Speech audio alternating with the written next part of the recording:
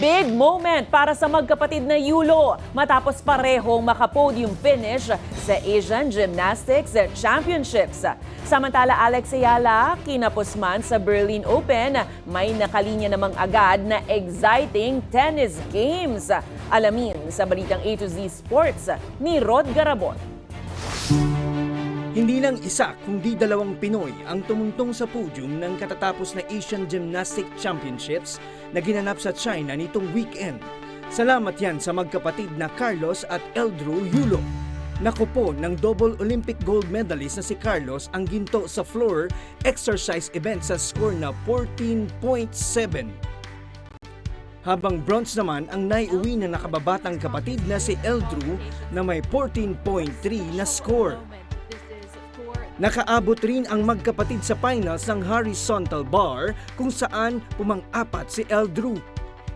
Habang nagpang-anim naman si Carlos sa hiwalay na parallel bar event.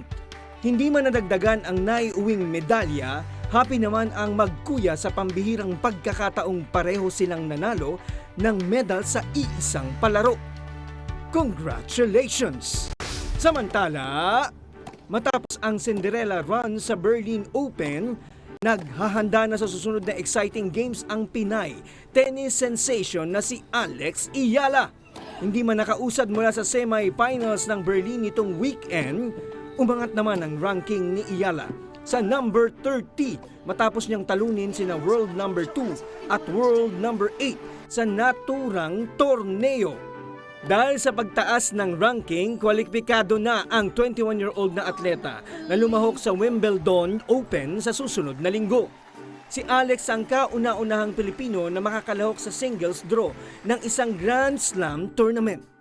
Pero bago yan, dagdag excitement ngayon ang next big game ni Alex dahil sa June 23, makakapartner niya sa doubles event ng Bad Homburg Open si American tennis icon na si Venus Williams. Si Williams nakababalik lang sa laro matapos ang 4 na taong retirement at mayroon ng 23 Grand Slam Championships. Kaya naman aminado si Ayala na ang makapareha si Venus sa laro ay isang katuparan na ng pangarap. Good luck, Alex! Para sa balitang A to Z Sports, Rod Garabon.